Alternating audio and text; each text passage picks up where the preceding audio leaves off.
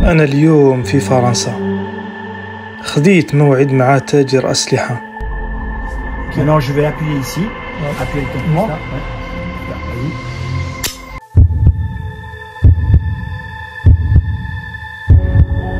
Là on est en catégorie C. Une fois comme ça il y avait un jeune que je connais, il était un peu sous l'effet de la drogue, il a pris un pistolet, il voulait regarder, il a couru. Bon. خلينا نكتشف اليوم تجارة الأسلحة في فرنسا.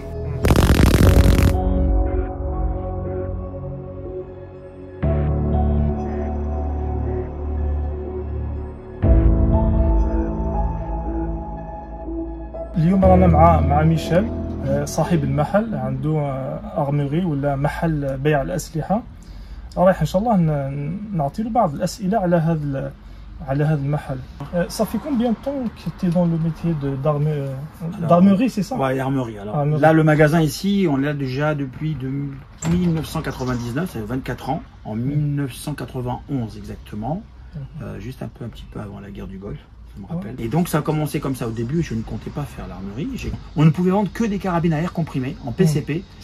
Vous avez ici les carabines PCP, non mais on va dire, bon ça ressemble à des fusils un peu, mais comme ça avec, en général, c'est des fusils comme ça avec des bouteilles d'air comprimé, en calibre 5.5 ou 6.35, en règle générale c'est au moins 5.5, et j'en ai vendu beaucoup avec autorisation avec le ministère intérieur, le ministère intérieur algérien qui donne des autorisations pour les gens qui étaient intéressés pour ramener en Algérie. C'était quoi ton métier à la base? Moi je suis cordonnier de métier. Ah, tu étais cordonnier. Voilà, ça veut dire que tu n'as pas travaillé, non. Tu n'étais pas gendarme, pas du tout. Militaire, non, rien. Non, pas du tout. Comment tu as appris ce métier? Eh ben, c'est avec sur le tas. Sur le tas, ça veut dire que à force d'écouter d'abord les autres, parce que c'est les gens qui t'informent, c'est eux qui te disent ce qu'ils veulent, et qu'en les écoutant, eh ben, tu apprends les connaissances. Alors bien sûr, on avait un peu de connaissances sur le produit, mais on ne connaît pas tout, parce qu'à l'époque, quand on fait la demande d'armurier, voilà, parce que le magasin donc d'autorisation, et ben tout de suite on te donne l'autorisation. Mais je parle de ça, ah oui, ça a changé. Maintenant c'est difficile. Voilà, même nous dernièrement, on va dire il y a 5-6 ans, je crois que ça remonte à ça, on a fait ce qu'on appelle, on a reclassifié les choses, on devait nous savoir quelle était notre connaissance. Donc maintenant on a tous des agréments qui sont obligatoires. Toi, à qui tu ne peux pas vendre, ou bien à qui tu peux vendre? Bonne question. Surtout les armes à feu. Alors première chose, en France il y a une loi, on ne peut pas vendre à un mineur. Donc déjà il faut être majeur. Voilà. Seconde chose, on prend une pièce d'identité. La personne. On prend une identité, on doit savoir qu'est-ce qu'il veut acheter, donc on le signale sur la facture et on met son nom avec une pièce d'identité, qu'on fait une photo recto verso l'identité de la personne. Ça c'est la première chose. Il y a des classifications. Alors en gros en France, il y a du A, B, C, D. Des armes? Des armes. A, B, C, D. A c'est les armes de guerre, C, très dangereux, les armes de guerre, des mitraillettes et des choses comme ça. B c'est les armes de poing. Comme ça, ça ressemble à, ça va ressembler à peu près à ça. C'est juste pour faire du bruit, mais ça peut être c'est une belle réplique. D'accord. Ok, parfait. Donc pour avoir des vraies armes comme ça, il faut avoir carrément une autorisation très spécifique que le ministère intérieur peut donner à certaines personnes, mais déjà il faut qu'il soit au moins au préalable déjà inscrit dans un club comme quoi il fait du tir sportif. Il y a une autre condition. Par exemple, imagine quelqu'un qui est fou. Le fou. Ou bien des problèmes mentaux par exemple. Déjà moi, j'ai compris la question. Moi, je vends que la catégorie C, donc les fusils de chasse. Ah d'accord. Aujourd'hui, tu n'es pas autorisé à vendre d'autres catégories? Non, il faut déjà que la personne soit déjà détenteur d'une licence. D'accord, je comprends. Alors qu'avant, sur les produits, certaines catégories comme la D, il n'y a pas besoin de licence. Donc, ce n'est pas des vraies armes, ce n'est pas des fusils de chasse. Dès qu'on veut acheter un fusil de chasse, en l'occurrence pour chasser, d'abord il faut qu'il se présente chez le médecin. Oui. Ça veut dire le psychologue. Ça veut dire qu'il faut remplir le certificat médical. Certificat médical, c'est écrit. Exactement, on va dire oui ou non. Exactement. Donc une fois que le certificat médical est et bien rempli, sûr, ici, Michel, c'est écrit qu'en quoi ce certificat médical, c'est pour acheter une arme. On est bien d'accord. En France, il y a 4 fédérations qui donnent le permis ou la licence. Il y a la chasse, le ball-trap, le tir sportif et le biathlon. Ces 4 fédérations donnent l'autorisation pour accès au fusil. Les armes de poing, les fameuses armes de poing de catégorie B, les vraies armes, ceux-là je ne les vends pas au magasin. D'abord, quelqu'un qui dit je veux toucher une arme, il ne peut pas la toucher. Il faut qu'il sorte d'abord sa licence. Comme quoi cette personne. Tu ne peux pas toucher. Ça veut dire si quelqu'un veut acheter quelque chose, tu ne peux pas lui donner à sa main. Maintenant, on ne donne rien à qui que ce soit et on ne sort rien s'il n'y a pas la présentation du. La personne, elle peut être en face de moi. Elle peut être en face de moi, elle peut me parler. Dès qu'elle veut parler avec moi, je veux sa carte. Est-ce que tu vends ici des, comment ça s'appelle, des fusils ou bien des armes déjà utilisées? Ah, d'occasion? Occasion, non. exactement. Non, que du neuf. Je vends que du neuf parce que je vais être tranquille. D'abord, moi, ma formation ne me permet pas de réparer. Oui. Et combien même quand on est en ville, on ne peut pas tester un produit. C'est impossible. Exactement, les oui, gens oui. de la campagne, ceux qui ont des armeries en campagne, ils pourraient aller dans un endroit, on pourrait dans un club, dans un champ pour tester, savoir est-ce que l'arme marche bien. Fonctionne, oui. Voilà, c'est des métiers où vraiment, là, il faut être sûr parce que quand tu achètes et revends, moi, ça ne m'intéresse pas. Je préfère travailler sur du neuf, je suis tranquille parce qu'il y a des garanties 5 ans. Michel, maintenant, toi, tu t'achètes où ces armes-là? Ah, j'ai des fournisseurs. Par exemple, des grossistes. Voilà, là, je prends un exemple. Oui. Marex, une grande boîte allemande, elle vend beaucoup dans le loisir, donc tout ce qui est airsoft, plomb, d'accord. Et là c'est en catégorie. Des armes de guerre, ça. Voilà, exactement. Là c'est de la, je vois ici calibre 223 Remington. خاوتي دوكا ميشيل يوريكم بعض يعني الأسلحة. On va prendre l'exemple de ce produit-là, c'est un modèle 9 mm balle à blanc. Donc c'est une réplique du Beretta, calibre 9 mm. D'accord. C'est fait vraiment pour éloigner quelqu'un, pour faire des vidéos, voilà, par exemple. La catégorie était toujours classée en catégorie D, comme Daniel, et était autorisée à la vente. C'est dangereux ça aussi? Bien sûr. En France, sur la voie publique, si on te sortir un pistolet comme ça, c'est du pénal. 2, c'est un danger pour la personne. D'accord. Aujourd'hui, avec tout ce qu'il y a comme problème, les conflits, la peur, le terrorisme et tout. On ne joue pas à sortir exactement à la sécurité. Pour faire peur à quelqu'un. Surtout ne jamais sortir ça dans la rue. Il vaut mieux sortir dans la rue avec une matraque télescopique pour éventuellement se défendre. Mais ça non. Bonjour. Voilà خوتي راني في محل أسلحة كما راكم تشوفوا يبيع الأسلحة عنده مدة. شوفوا خوتي. منيك شوفوا خوتي. Sur des produits plutôt dans du loisir. Les vraies armes de chasse, en général, je laisse plus trop devant. Je laisse à l'intérieur parce que je ne suis pas excité pour voir. Donc les gens ils me posent des questions. Est-ce que vous avez des armes? Je dis est-ce que vous avez vous d'abord une licence? Exactement. Parce que là on commence à parler et on commence à sortir les papiers et sortir les fusils s'il le faut. Donc là pour que les gens puissent voilà voir un petit peu l'aspect, on vend des carabines à air comprimé. Alors là pour la loi c'est toujours autorisé avec la puissance autorisée, c'est moins de 19,90 joules autorisé. Au-delà, oui, mais il faut une licence. Dès qu'on dépasse la puissance de 20 joules, on peut monter jusqu'à 1000 joules. Ça veut dire quoi 1000 joules? Ah, c'est là par exemple. La puissance? Là, ouais. Là, on est sur 19 joules. D'accord. Et ben, il y a une carabine qui est vendue à plomb qui peut monter jusqu'à 1000 joules. Bon, enfin, le calibre, ça veut dire c'est la grosse. Le calibre, c'est ça. 50, calibre 50 pour 1000 joules. D'accord. C'est comme une balle de calibre 44 à poudre noire. Et ça peut être mortel. Hein. Donc il y a marqué carabine 1000 joules. D'accord. Ça ressemble, vous voyez, à ça. Bon, on peut pas tirer. C'est très dangereux. Ouais, c'est très. Ça, par contre, là, il faut une licence. Là, on est en catégorie C. Il faut la licence de tir. Donc, si on achète une arme ici ou ici, par exemple, ou là. On aura besoin ça veut dire de le tester ou bien d'essayer. Est-ce que vous faites ça ou pas? Oui. Pour voir ce que ça fonctionne. Comme c'est pas très puissant. Parce que si ça avait été une vraie arme comme du 22 long rifle, le magasin n'est pas très grand. On peut tirer sur une distance de 10 mètres. Ah, je vois la cible ici. Exactement. Donc les gens quand ils viennent, on teste les carabines et les pistolets qui sont des boules de caoutchouc pour montrer la puissance du produit. Les gens sont hyper contents. C'est tout de suite, c'est réactif. Voilà. Alors regarde. ميشيل رايح يورينا يدير لنا تجربة على هذا الصنم ولا على هذه الورقة. وعندك هنا تارجت. Michel, il vous روحه أوليك. Alors, si tu veux déjà, tu filmes bien la boîte. Comme quoi la boîte, la cible. La cible. Elle n'a pas de trou. Regarde. Ah d'accord, ok. Tu vois bien. شوفوا خوتي ماهيش يعني. Elle est nickel. Exactement. ماشي كيما هذاك يعني فيه دي ترو. هذا جديد يعني. Ça veut dire. Maintenant, viens vers moi. Michel, tu veux que je filme derrière? Non, parce que je veux montrer quand même les Jeux Olympiques. Exactement. Donc pour les Jeux Olympiques, j'aurais pu m'inscrire. Donc là, je vais armer ma carabine. Je prends mon petit plomb en 4,5. C'est un monocourt. Hein. D'accord, le plomb, il est rentré là. Là, j'arme. Ici, j'ai la sécurité. J'enlève la sécurité. Ok. Et là, je vais tirer dans la boîte. Je suis à 10 mètres, doucement, Michel. Pardon. 1, 2, 3. Prends ton temps. Voilà. On va voir s'il est... Non, incroyable. Choufou Khawti, choufou. Incroyable. D'accord. Je te le jure, je tire chapeau Michel.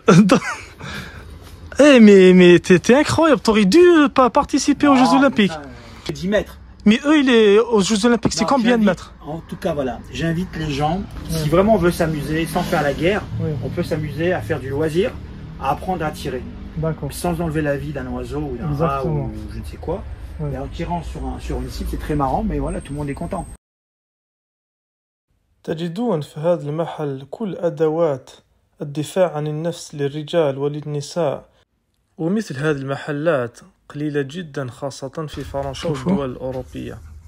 هذه وهذا سيلوي الغران شاف ici. Oui, t'as compris? عنده الساعات كما راكم شايفين. Voilà. Alors, katana japonaise. Est-ce que un jour on t'a déjà volé ici dans le magasin et faire un crime et toi tu te retrouves peut-être dans les problèmes? C'est pas comme ça que ça s'est passé. Ça fait maintenant 30 ans de carrière, j'ai jamais eu de problème. Une fois comme ça, il y avait un jeune que je connais, il était un peu sous l'effet de la drogue. Il a pris un pistolet, il voulait regarder, il a couru. Bon, après je l'ai rattrapé, j'ai retrouvé l'arme. Il a été convoqué par la police et puis depuis c'est terminé. Mais l'année dernière, juin dernier, il y a eu ce qu'on appelle les émeutes à Paris. Il y a eu les émeutes à Paris. Naël, oui. qui a été tué. Ouais. Et ça a foutu Paris, tout Paris et toute la région parisienne en ébullition. Et malheureusement, tout était permis de tout casser. Et je ne voulais pas qu'on rentre chez moi. Et finalement, ils sont rentrés à 3 h du matin. Et j'étais armé. Quand j'ai vu qu'il n'y avait que des jeunes. Combien de personnes? C'était 40. 40 personnes. Ouais. Moi, je rappelle, ils sont rentrés ici. L'histoire, c'est Ali Baba et les 40 voleurs. Exactement, voilà. Ouais.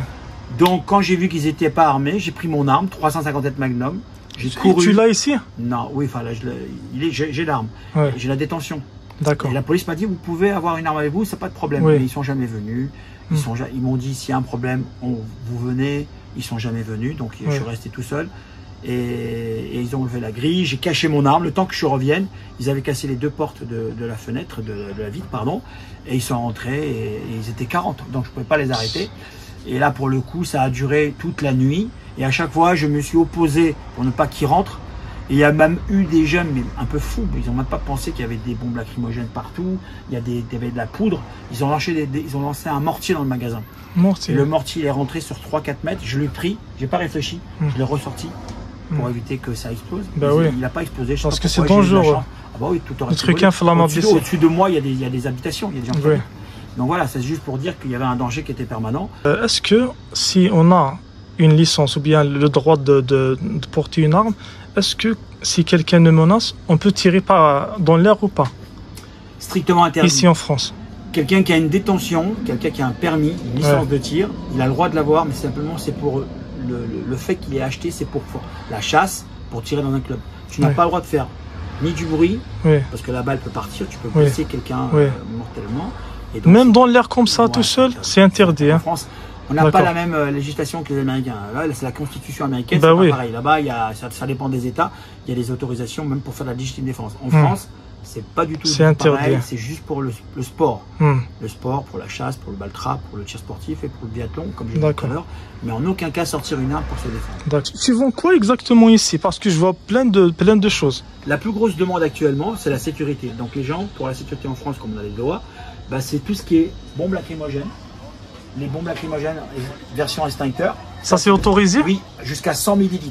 Ok. La loi a changé depuis déjà 2018. On est passé à 100 maximum autorisé, 100 ml. Avant 300, 400, 500 c'était autorisé. Ça c'est que pour les forces de l'ordre. Après il y a les petits volumes qu'on voit ici. Donc c'est 25 centilitres, 50 centilitres. Toujours on est sur 100 centilitres. La grosse demande actuelle, c'est les choqueurs électriques. Voilà. C'est ceux-là en bas? Ça ils veulent, voilà. Ça ils aiment bien ça. Ça c'est les petits modèles. Ça c'est autorisé aussi, hein. Aussi la plus grande demande, comme tout à l'heure j'ai fait, c'est la matraque télescopique. Ça les gens ils aiment bien, c'est autorisé. Ces deux-là, tu as besoin d'une autorisation ou pas? Non, il faut être majeur. Tu n'as pas besoin. Majeur seulement et en pleine santé. Pièce d'identité. Non. Pas besoin d'avoir le certificat médical, c'est pas la peine. Là c'est la pièce d'identité. On va voir si la personne est majeure. Donc on lui fait une facture. Et de préférence, On fait aussi la recto verso, l'identité. Pas trop pour ça, pour ceux qui le demandent, mais après ça dépend des jeunes, d'accord. Le Glock 17, génération 17. Là vous avez ce qu'on appelle les armes en 17 coups 9 mm à blanc, mais ça ne tue pas, parce que c'est des armes 9 mm qui sont neutralisées. D'ailleurs on le voit bien hein, sur la caméra. Là tout est bouché, d'accord. Là on charge normalement, là il y a une sécurité. Normalement, si c'était automatique, dès qu'on charge et qu'on met des balles à l'intérieur, avec le recul de gaz, c'est comme le vrai, ça recule la culasse et ça éjecte les douilles. On va aller chercher d'abord une licence de tir, on s'inscrit, on fait une demande, c'est autorisé par l'État. Automatiquement, on peut déjà commencer à tirer avec des vrais balles dans un club, mais pas tout de suite pour avoir une arme. Il faut attendre au moins 2 ans. 2 ans après, c'est l'autorisation de l'État qui donne OK pour détenir une arme, mais pour tirer dans un club, pas tirer dans la rue. Ok, parfait.